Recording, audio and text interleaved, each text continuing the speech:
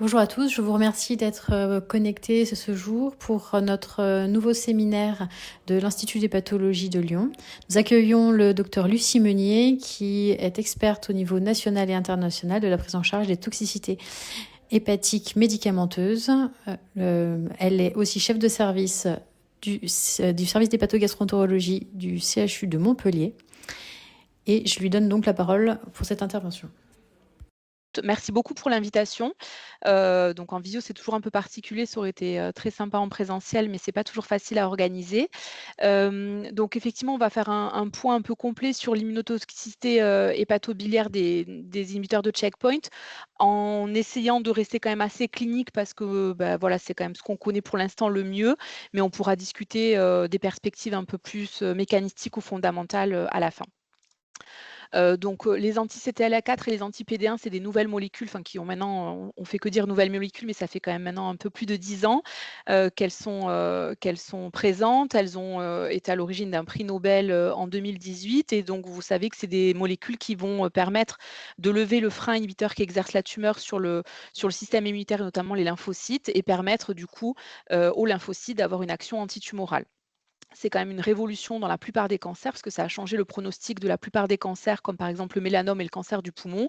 Et actuellement, il y a plus de 500 essais en cours avec de l'immunothérapie associée ou pas, des thérapies ciblées ou de la chimiothérapie dans quasiment tous les cancers qui existent. Donc ça va devenir vraiment, et c'est déjà le standard de traitement de la plupart des cancers. De par leur mécanisme d'action, en fait, il va y avoir, des effets secondaires qui sont un peu différents de ce qu'on connaissait avec la chimiothérapie conventionnelle ou avec les TKI. C'est des effets secondaires qui sont dits immunomédiés, qui vont, pouvoir finalement toucher quasiment tous les organes et donc on assiste depuis le début de l'utilisation de ces traitements à des effets secondaires qui vont, être des fois des encéphalites, parfois des thyroïdites, d'autres toxicités cutanées, rhumatologiques, des colites et des hépatites. Tous les organes ne sont pas représentés de façon homogène en termes de fréquence et en termes de gravité. Et ce qui nous intéresse aujourd'hui, c'est les toxicités hépatobiliaires. C'est en argument de fréquence la quatrième ou la troisième fréquence enfin, de toxicité la plus fréquente, après les toxicités en général digestives, endocriniennes et cutanées. Hem, on dit qu'environ 20-25 des patients vont, en cours de traitement développer, une toxicité liée à l'immunothérapie, mais en général et heureusement, c'est des toxicités de grade 1 ou 2 qui n'induisent pas un arrêt du traitement, ni une prise en charge spécifique. Les toxicités de grade 3 ou de grade 4, elles sont un peu moins fréquentes, mais elles vont quand même avoir des implications sur le pronostic et sur la prise en charge du patient. C'est 10 des patients environ. En revanche, les toxicités les plus sévères, les hépatites fulminantes ou celles qui entraînent le décès sont heureusement beaucoup plus rares, moins de 1 des patients, mais en ayant de plus en plus de patients traités, c'est des toxicités qu'on va, voir arriver, prochainement. Hem, j'ai passé trop de diapos. En termes de mécanismes de toxicité, là, on n'a pas les idées très, très claires, pour tous les organes parce qu'en fait, il va y avoir, des mécanismes impliqués qui vont différer d'un organe à l'autre.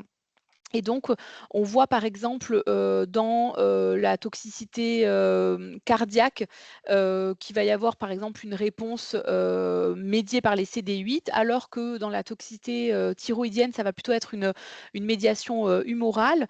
Alors que par exemple, dans la toxicité, directe sur l'hypophyse, ça va être un lien entre le traitement et un récepteur CTLA4 ou alors encore, une différence dans les colites ou les toxicités digestives, il va y avoir un rôle du microbiote.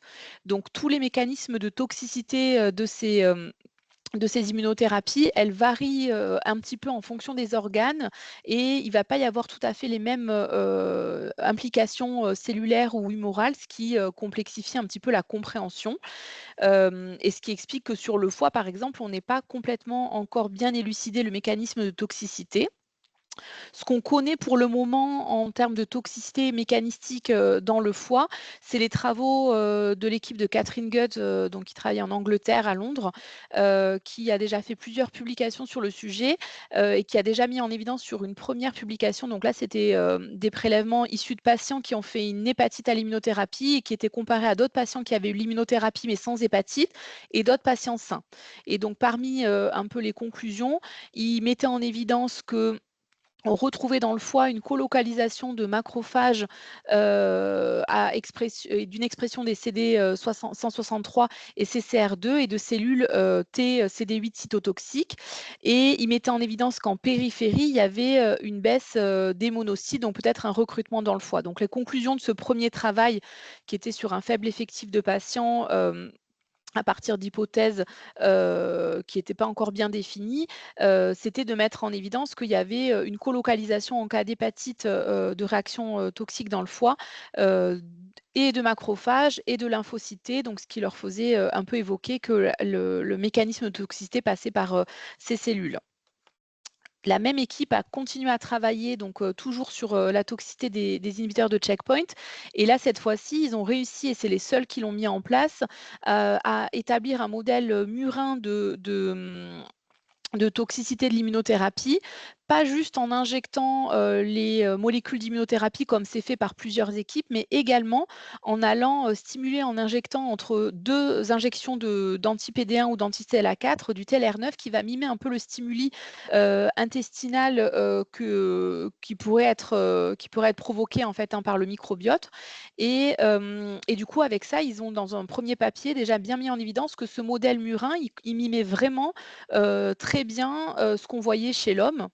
Et dans la deuxième partie de leurs travaux, c'est ce que je vous ai mis là à l'écran, ils vont donc toujours mettre en évidence ce recrutement des monocytes associés au CD8, aux lymphocytes CD8, et ils vont même montrer qu'en inhibant le recrutement des monocytes avec le sénécriviroc, un inhibiteur de CCR2, ils vont prévenir la survenue donc d'une hépatite à l'immunothérapie. Donc là, voilà, on commence à avoir un peu des mécanismes et des précisions sur un peu le rôle de chacune des cellules, en tout cas dans le foie, via un modèle murin. Donc, ce n'est pas encore mis en évidence chez l'homme, et c'est un modèle qui a l'air d'être vraiment très performant pour mimer ce type de toxicité. Donc là, voilà, c'est à peu près toutes les données qu'on a en termes de recherche fondamentale sur ces mécanismes de toxicité. Et si on résume un petit peu l'état des données sur ce plan-là, pour l'instant, on a l'impression que la toxicité hépatique, elle fait intervenir quand même plusieurs mécanismes qui sont du coup de l'inflammation via les cytokines, le rôle des lymphocytes cytotoxiques, probablement également un rôle des lymphocytes B. Et puis des cellules immunitaires. Donc voilà, si on résume un petit peu tout ce qu'on retrouve dans le foie, mais ça reste encore des travaux un peu préliminaires, et on n'a pas encore les idées bien claires sur tout, sur par exemple pourquoi des patients font des toxicités plus ou moins sévères, pourquoi certains font des toxicités biliaires et d'autres hépatiques, pourquoi certains vont jamais faire de toxicité hépatique et des toxicités d'autres organes. Donc voilà, il y a encore plein de questions non résolues à lesquelles on n'a pas encore la réponse. Si on revient un petit peu maintenant sur la clinique, face à un patient qui aurait des perturbations du bilan hépatique alors qu'il est traité par immunothérapie, comment finalement on va faire le diagnostic de cette toxicité liée à ces traitements-là? Bien sûr, la première chose, c'est effectivement défini par une augmentation des tests hépatiques, que ce soit les transaminases, mais également la cholestase anictérique, donc les gamma-GT ou les phosphatases alcalines, qui ne sont pas toujours regardées en systématique par les oncologues. On commence là maintenant à bien mettre ce message en tête, mais parfois, en fait, ils ne suivaient pas la cholestase, mais uniquement la cytolyse. On va, comme toujours, rechercher les autres causes d'hépatite chez le patient, avec, bien sûr, la prise, de compléments alimentaires, d'autres médicaments, de phytothérapie, un bilan de sérologie virale complet, un bilan auto-immun, une imagerie, au minimum une échographie, parce qu'on est face à des patients qui ont un cancer et donc qui sont plus sujets à faire des thromboses, un envahissement tumoral, des métastases, mais qui peuvent aussi avoir une lithiase ou une autre cause d'obstacle biliaire. Donc vraiment éliminer quand même toujours une autre cause.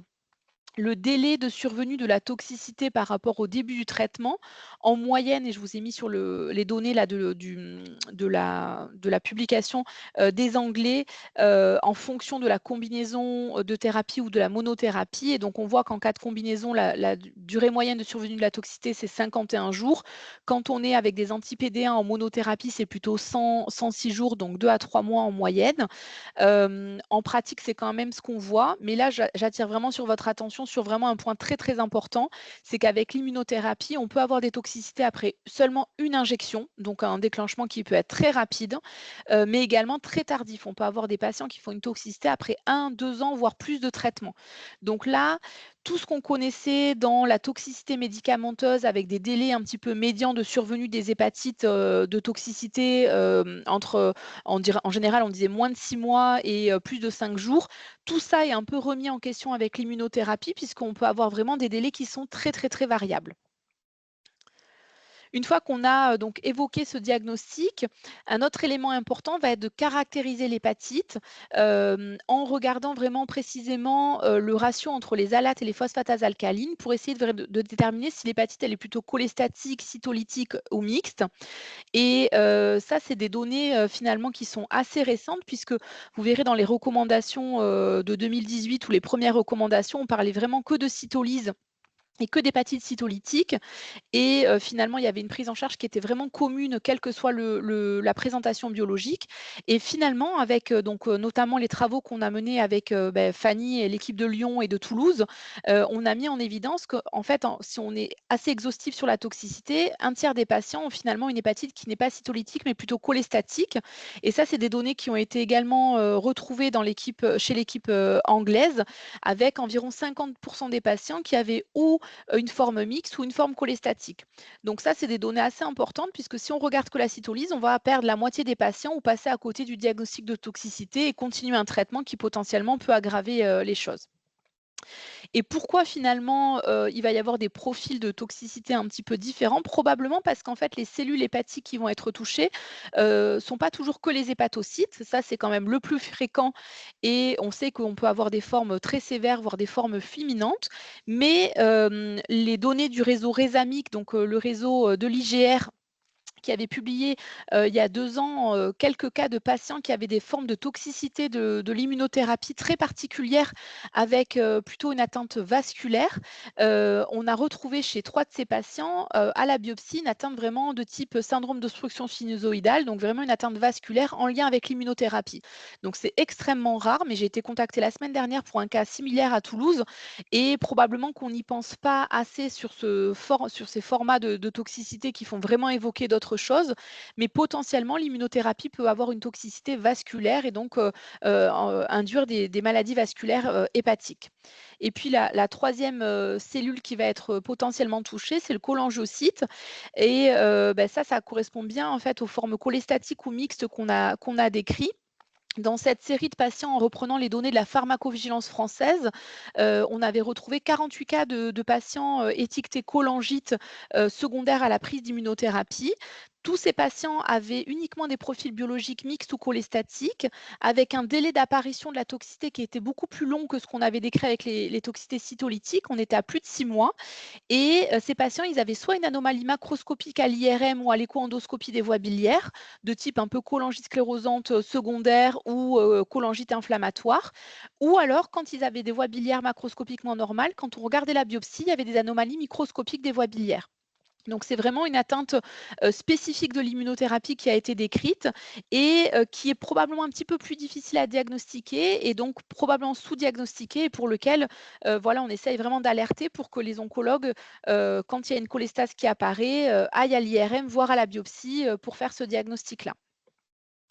Donc une fois qu'on a vraiment posé le diagnostic, regardé un peu le profil de toxicité et vers quelle forme on s'oriente, on va également s'attarder à bien caractériser la sévérité de l'hépatite.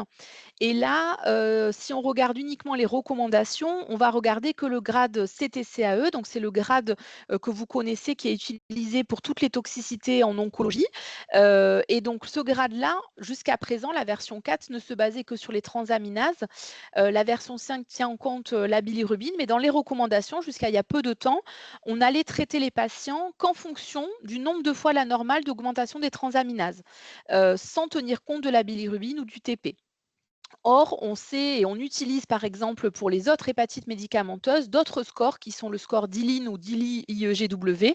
Donc, grosso modo, c'est le score américain ou le score européen qui ont à peu près les mêmes caractéristiques, si ce n'est que le score américain va avoir un grade supérieur si le patient est hospitalisé ou non. Mais ces deux scores, ils vont avoir la particularité d'utiliser vraiment ce qu'on connaît en hépato, à savoir comme critère de gravité l'augmentation de la bilirubine, la baisse du TP, voire même l'encéphalopathie ou l'acite. Et donc finalement, c'est un score qui, n'était pas vraiment utilisé, dans les toxicités de l'immunothérapie et donc on avait beaucoup de toxicités de grade 3 ou de grade 4 pour lequel on était sollicité, avec un peu des critères d'alarme, sans que finalement les patients n'aient d'augmentation de la bilirubine ou du TP et donc probablement peut-être, une gestion un peu par excès de la gravité qui était, peut-être au préjudice du patient puisque pour les grades 4, ben, on a tendance à pas forcément vouloir reprendre l'immunothérapie derrière et donc, des fois, quand elle fonctionne, les autres lignes de chimio peuvent être moins efficaces. Et donc, ça, c'est des travaux qu'on a fait l'année dernière sur la cohorte des patients de Montpellier. On avait, simplement, en fait, comparé 100 patients, pris en charge pour une toxicité selon le grade CTCAE de grade 3 ou 4. Et en fait, quand on a regardé chez ces patients combien avaient une toxicité sévère grade 3 ou 4 selon les critères d'ILI, c'était beaucoup moins, seulement 14. Et combien ont finalement développé, une acute liver injury, donc avec vraiment des critères de gravité, seulement 7. Et donc finalement, les patients qui avaient vraiment une forme très sévère, avec, une acute liver injury, liée à l'immunothérapie, c'est des patients qui avaient des critères de sévérité selon Dillin ou DILI-EGW. Donc le message de ce papier, c'était grade 3 ou grade 4, c'était CAE, OK pour, la prise en charge, OK pour être contacté, mais vraiment le critère d'alarme, c'est s'ils ont aussi, des critères de sévérité selon les scores, utilisés dans les DILI et c'est probablement ces patients-là pour lesquels il faut être très interventionniste, les hospitaliser et être proactif, sur les traitements. Si on passe maintenant à la prise en charge, de ces hépatites, donc ça, c'est les recommandations de 2024 avec un peu les actualisations, les plus récentes. Donc vous voyez que c'est vraiment en fonction du grade qu'on va, donc grade 3 ou grade 4, commencer une corticothérapie. Hem Première, donc ça, c'est un peu la première étape et concernant cette corticothérapie, vous voyez que là, ce qui est proposé, c'est entre 1 et 2 milligrammes kilo par voie orale ou par voie IV et ça, c'est des données, des travaux, de l'équipe américaine qui avaient montré en rétrospective que finalement, chez les patients qui avaient plus de 1,5 milligrammes kilo ou ceux qui avaient moins de cette dose-là, il y a probablement pas plus d'efficacité, ils s'améliorent pas plus rapidement, mais il y a plus d'effets secondaires. Donc un autre message important, on avait tendance jusqu'à présent à vouloir augmenter très fort et très vite la corticothérapie chez les patients en cas d'hépatite. J'ai encore été appelée tout à l'heure pour un patient qui était à 1 puis 2 et maintenant 3 milligrammes kilo et qui a du coup des corticoïdes depuis plus d'un mois, sans évolution favorable finalement de l'hépatite et là probablement que c'est un premier message, c'est qu'au-delà de 1,5, si ça ne fonctionne pas, c'est qu'il faut probablement passer à une autre ligne et il ne faut pas, si ça fonctionne, vouloir augmenter les posologies. On risque d'avoir plus d'effets secondaires que d'effets bénéfiques. Le deuxième point important concernant la corticothérapie, c'est, ce travail des Espagnols de l'équipe de Barcelone qui, eux, ont proposé un algorithme de prise en charge en fonction de la biopsie pour guider le traitement. Donc là, ils avaient 44 patients, donc c'est des faibles effectifs, mais c'est une prise en charge un peu originale et donc c'est important, de regarder un peu ce qu'ils ont retrouvé. Donc 44 patients avec une hépatite à l'immuno, la moitié déjà s'améliore spontanément. Et finalement, quand ils s'améliorent, ils ne s'aggravent pas secondairement, ils n'ont pas besoin de corticoïdes, pas besoin de biopsie. Donc ça, c'est également des fois ce qu'on voit en pratique, hein, on ne se jette pas tout de suite sur les corticoïdes. En général, on se laisse quelques jours s'ils n'ont pas de critères de gravité et certains vont s'améliorer spontanément sans nécessité de traitement. Parmi l'autre moitié des patients qui, soit ne s'amélioraient pas, soit s'aggravaient, ils ont fait la biopsie dans un délai assez court, moins de 5 jours et ils ont mis des corticoïdes uniquement en fonction du degré d'inflammation et de nécrose sur la biopsie. Et donc les patients sévères, il y en avait 8, ils ont tous eu des corticoïdes, ils se sont tous améliorés. Les patients avec une inflammation légère n'ont pas eu de corticoïdes et se sont tous améliorés. Et les patients modérés, probablement que c'est ceux-là où il faudra affiner un peu les choses, n'ont pas eu de corticoïdes et les 2 tiers se sont aggravés. Donc probablement que ceux-là auraient bénéficié de la corticothérapie d'emblée. Donc ça, c'est une autre façon, de prendre en charge les patients en utilisant la biopsie et en réservant les corticoïdes que, chez ceux qui ont le plus d'inflammation à la biopsie. Dans les autres évolutions de prise en charge, on en parlait au tout début des formes cholestatiques et des formes de cholangite. Et pour ceux qui sont hépatologues et qui suivent des patients avec des CBP ou des CSP, vous savez très bien qu'en fait, c'est des patients avec des maladies auto-immunes pour lesquels les corticoïdes ne sont pas indiqués et pour lesquels on va quand même baser notre prise en charge sur l'acide ursodesoxycholique. Et finalement, c'est en faisant un peu ce parallèle qu'on s'est dit que sur les formes cholestatiques, il n'y avait pas de critères de gravité. Peut-être que ce traitement-là, qui n'était pas recommandé jusqu'à présent, pouvait être efficace. Alors, pas forcément tout seul, hein. Ce qui est préconisé, c'est peut-être qu'il soit associé aux corticoïdes. Mais dans notre série, en fait, on a essayé chez ces patients-là de commencer par de l'acide ursodesoxycholique seul. Donc, on avait eu 27 patients. Donc là, c'est pas forcément facile à lire, mais c'est un peu le suivi des patients. Les conclusions, c'est que sur les 27 patients qui ont eu l'AUDC seuls, 22, donc 80 se sont améliorés sur la cholestase. 6 ont rechuté un peu plus tard et ceux qui ont eu plus de difficultés à être traités ou qui ont rechuté, c'est ceux qui avaient des anomalies macroscopiques des voies biliaires. Finalement, quand même, chez la plupart des patients, on a évité les corticoïdes, ce qui est un message assez important puisque quand même les corticoïdes ont un effet pas forcément anodin sur l'action oncologique de l'immunothérapie. Donc voilà, on essaye de plus en plus, si c'est possible, de l'éviter. Et puis l'acide ursodesoxycholique, vous le savez très bien, a très peu d'effets secondaires et en général très bien toléré. Et donc, on n'est pas forcément gêné de les continuer au long cours, même si par exemple, on doit reprendre l'immunothérapie derrière. Donc ça, c'est pareil, une autre possibilité de prise en charge des patients, donc sur des formes légères cholestatiques, de peut-être essayer en première intention, c'est pas validé encore, mais peut-être essayer l'acide urso et garder les corticoïdes qu'en deuxième intention en cas d'échec. En cas d'échec d'ailleurs des corticoïdes, qu'est-ce qui est possible? Donc, l'échec des corticoïdes et ces formes-là corticorésistants, heureusement, c'est assez rare, hein. Vous avez à gauche un peu ce qui est évalué, hein. Ça reste quand même sur des faibles effectifs, mais finalement, des patients qui nécessitent un traitement de deuxième ou troisième ligne, ça reste quand même assez anecdotique. En deuxième ligne, qu'est-ce qui est proposé? Ben, en général, c'est le MMF, hein, le mycophénolate mofétyle. Là, ça dépend un petit peu des équipes, hein. Il y a des équipes, et notamment très récemment, qui ont publié, par exemple, l'utilisation, je vous le mets là, de l'infliximab en deuxième intention sur des formes corticorésistantes avec des bons résultats. Donc nous, c'est pas notre pratique, mais un peu comme les hépatites auto-immunes, il y a des équipes qui utilisent beaucoup l'infliximab. Et sur des formes très très résistantes avec des critères de gravité, très récemment, on a proposé d'utiliser les échanges plasmatiques. Et donc c'est la série qu'on a présentée à la FEF il y a 2 semaines, de 13 patients dans toute la France avec des formes très sévères, hein. C'est des patients qui avaient, est-ce que je vous ai mis le bilan biologique? Non, ça c'est pas très malin, mais qui avaient donc un MELD à 15 au moment des échanges plasmatiques, qui étaient des formes sévères selon Dillin ou DILI-EGW. Donc un âge médian de 63 ans, plutôt des cancers du poumon ou du mélanome. Il y avait quand même 2 CHE et d'autres types de cancers. Ils avaient tous eu des corticoïdes, tous eu du MMF, la moitié avait eu du tacrolimus. Au moment des échanges, ils avaient en médiane 250 à 300 de bilirubine. Une proportion de patients, la moitié avait de l'encéphalopathie hépatique. Et donc, chez ces patients vraiment qui semblaient très sévères avec un pronostic vital engagé, on a proposé de faire des échanges plasmatiques. Donc, tous ont reçu des échanges principalement par filtration et 2 patients par centrifugation.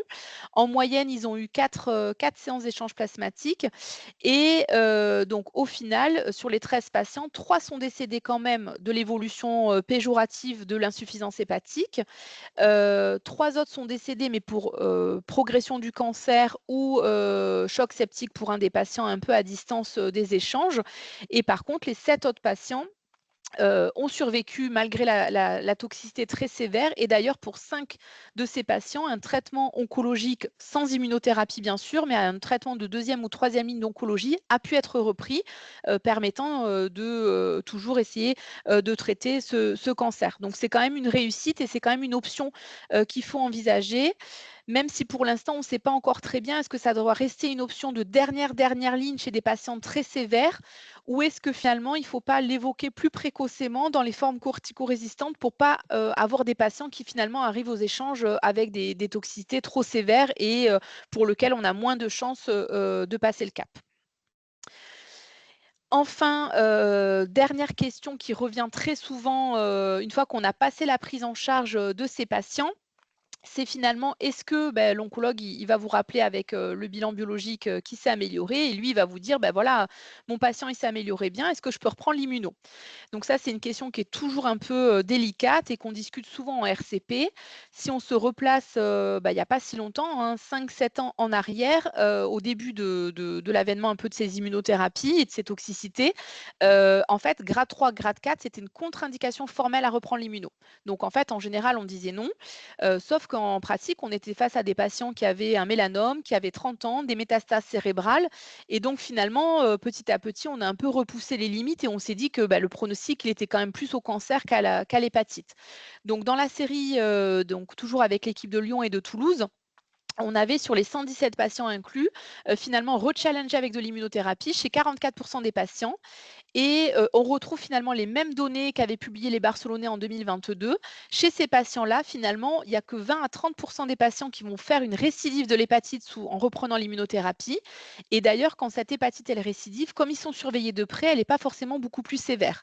Donc ça, c'est un autre message important, c'est qu'en fait, il n'y a pas forcément de contre-indication formelle à reprendre l'immuno sous surveillance. En général, on reprend de la monothérapie si le patient avait une toxicité avec de la bithérapie et un peu les 2 drapeaux rouges, moi, pour lesquels, pour l'instant, je suis encore très réfractaire à reprendre, c'est les patients qui avaient été corticorésistants ou qui avaient présenté des formes très sévères, parce qu'on se dit que, s'ils refont une récidive très sévère, on n'aura pas forcément beaucoup d'options thérapeutiques et le 2e frein, c'est ceux qui ont vraiment des anomalies macroscopiques avec des voies biliaires très abîmées, sclérosantes, à l'IRM et ceux-là, en fait, on ne sait pas très bien si, en continuant d'aggraver les voies biliaires, finalement, on les expose pas à un risque de fibrose ou de cirrhose, un peu accéléré. Donc pour le moment, c'est un peu le 2e drapeau rouge, qu'on essaye de limiter. Voilà.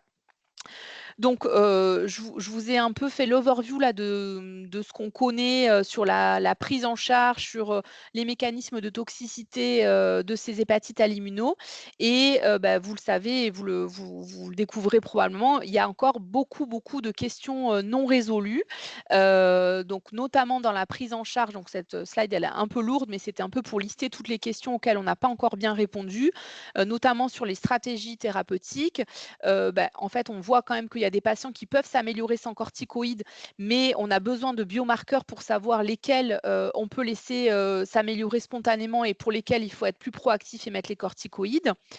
La corticorésistance, c'est pareil, en fait, on n'est pas forcément, encore, très homogène dans les prises en charge puisqu'on voit qu'il y a des patients qui vont être traités par 0,5, 1 milligramme, voire plus de corticoïdes. Dans les recommandations, la corticorésistance, elle est définie à 3 jours de traitement par corticoïde. En pratique, quand même, on s'aperçoit que c'est quand même assez court et nous, c'est pas forcément ce qu'on fait, donc on a tendance à laisser un peu plus de délai. Donc là aussi, il y a besoin de définitions probablement un petit peu plus, standardisées. La corticodépendance, c'est pareil. Qu'est-ce qu'on fait dans ces cas-là? Est-ce qu'on passe à des traitements, de 2e ligne ou est-ce qu'on se permet de continuer les corticoïdes et de reprendre l'immunothérapie chez ces patients? On a besoin également, d'objectifs, un peu plus, fiables pour savoir quand est-ce que les corticoïdes sont efficaces ou non et quand est-ce qu'il faut passer au traitement de 2e ligne. Concernant les traitements de 2e ligne, on voit, dans les séries que c'est beaucoup le MMF, mais on voit apparaître l'infliximab, le tacrolimus, le tocilizumab, le rituximab. Donc là aussi, on a besoin un petit peu plus, de données pour, cibler le meilleur traitement. Et puis, c'est toujours pareil, on est toujours très mal à l'aise de mettre ces traitements immunosuppresseurs chez ces patients qui ont un cancer, souvent, toujours actif et on se demande des fois, est-ce qu'on ne fait pas un peu, le frein et l'accélérateur sur l'action oncologique? C'est-à-dire qu'on est content des bénéfices de l'immunothérapie, mais finalement, pour éviter les effets secondaires, on va mettre des traitements immunosuppresseurs qui ont eux-mêmes des fois, un risque, oncologique. Donc là aussi, on n'est pas encore très bien, certain qu'on est, dans les prises en charge les plus optimales pour les patients. Concernant l'Euro-Challenge, on ne sait pas très bien, est-ce qu'il faut laisser, des corticoïdes, quand on reprend? Les données ont plutôt l'air de dire que non, mais finalement, est-ce qu'il y a certains patients qui pourraient en bénéficier ou pas? Chez quels patients on peut rechallenger? On l'a vu, on le fait de plus en plus, mais il y a encore des drapeaux rouges et on ne sait pas forcément, si c'est, légitime ou pas. Et puis, quand on reprend, comment surveiller les patients? Est-ce qu'il y a un score prédictif de rechute ou de récidive de l'hépatite lors du Road Challenge? Pour l'instant, pas encore. Et enfin sur les mécanismes, bon, on en a un peu parlé au début, on aimerait encore bien, pouvoir élucider, le rôle de chacun des mécanismes, des molécules, enfin des cellules de l'immunothérapie de l'immunité, dans ces mécanismes, pour pouvoir un peu cibler d'ailleurs les traitements. Également bien comprendre pourquoi certains patients vont faire des atteintes vasculaires, biliaires ou hépatocytaires, et derrière, prévoir une meilleure prise en charge de ces patients. Donc dans les perspectives, pour répondre, à ces questions, même s'il y a beaucoup de questions et qu'on n'a pas l'ambition de pouvoir répondre à tout, on a quand même plusieurs projets qui sont en cours, et notamment l'étude Chili-HIP qui utilise donc l'hyperion. C'est une technique, d'imagerie couplée à de la cytométrie de masse qui permet à la fois d'avoir des images de localisation, colocalisation sur des coupes de foie, de cellules immunitaires, mais en utilisant jusqu'à 40 marqueurs sur la même coupe. Donc ça a vraiment l'avantage d'être un petit peu plus performant que ce qu'on connaît en immunohistochimie classique ou conventionnelle, puisque du coup là on va avoir beaucoup de marqueurs en même temps. Et puis ça permet également, par un mécanisme de destruction laser de la lame, sur des zones d'intérêt. En fait, les, anticorps, donc les marqueurs, vont être, sont couplés à des métaux lourds qui vont être aspirés, et on va avoir également en même temps de la cytométrie, de masse. Donc ça c'est une technique, voilà, qui permet de répondre un peu à ces 2 questions. Et donc là, le projet qu'on a, c'est de, comparer, d'aller regarder, chez des patients qui ont fait une toxicité biliaire et d'autres cytolytiques, est-ce qu'on a de la localisation qui est différente? Est-ce qu'on a un infiltrat différent? Est-ce que peut-être on pourrait évoquer des pistes de mécanismes de toxicité différentes? Donc voilà, ça c'est en cours, mais on n'a pas encore les résultats. Dans les autres, perspectives, d'études, on a l'étude ProChili, c'est une étude prospective où on fait de la biobanque de patients avec une toxicité de l'immunothérapie, dans le but de pouvoir faire, des analyses de protéomiques. Et le groupe contrôle de ces patients, c'est des patients qui, eux, ont une, maladie auto-immune, non liée à l'immunothérapie, donc CBP, CSP ou hépatite auto-immune. Et donc là, l'étude est en cours, on a dépassé la moitié des inclusions, et voilà, on espère peut-être pouvoir mettre en évidence des profils, de réponse aux corticoïdes, de pouvoir comparer en groupe contrôle à des hépatites auto-immunes idiopathiques, et peut-être de mettre en évidence, des biomarqueurs. Et enfin, dans les derniers travaux, qui sont là plutôt cliniques, on a l'étude Chilurso.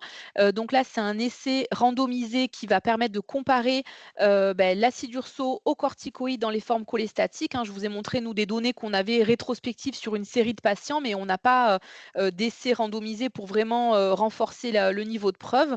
Donc là, l'idée, c'est chez ces patients-là de comparer cortico versus AUDC avec, un critère de jugement à 21 jours sur l'amélioration des tests hépatiques, et donc de voir si, l'AUDC sur les formes cholestatiques pourrait pas passer en première ligne seul, sans corticoïdes, en cas d'efficacité. Et enfin, l'étude Cochili à laquelle, Lyon participe, qui est donc une cohorte multicentrique prospective, dont l'objectif ambitieux est d'inclure 250 patients en 2 ans, et on n'y est pas, on en est encore très, très loin, donc il faut qu'on puisse inclure. Et là, en fait, cette cohorte, elle va pas, modifier les prises en charge, hein. Chaque centre fait, les pratiques qu'il a habituelles, mais par contre, il y a un suivi très standardisé des patients, et là, ça va permettre peut-être d'affiner, les définitions de corticorésistance, les définitions, d'amélioration spontanée sans corticoïdes, avec des patients qui vont être suivis de très près avec, des bilans biologiques à des temps très réguliers, et un volume de patients important. On arrivera peut-être, avec ces données prospectives à avoir des définitions un petit peu plus claires. Donc j'ai terminé, et donc quelques points de conclusion sur, ces hépatites à l'immunothérapie. Donc vous l'avez vu, les toxicités les plus sévères, c'est quand même heureusement, très rare, c'est 10 des patients, et les formes fulminantes, ça reste, extrêmement rare. C'est important d'évaluer la sévérité en utilisant les scores, CTCAE pour la prise en charge, mais également les scores, de DILI. La présentation, elle va être, un peu hétérogène et là, c'est très important d'aller vraiment regarder et chercher les atteintes biliaires qui sont moins connues. Le traitement, il repose sur la corticothérapie, mais peut-être un des messages, c'est de ne pas se précipiter et parfois de prendre un peu le temps, de voir si le patient s'améliore pas spontanément. De discuter l'acide urso sur les formes cholestatiques, des traitements de 2e et 3e ligne et là, voilà, on manque encore de données, très solides pour préconiser une molécule plutôt qu'une autre et puis la possibilité parfois de reprendre l'immunothérapie quand il n'y a pas eu de critères, de gravité. Voilà, j'ai terminé. Merci beaucoup. C'était vraiment une super présentation. Merci beaucoup, Lucie. C'est toujours super clair et hyper agréable.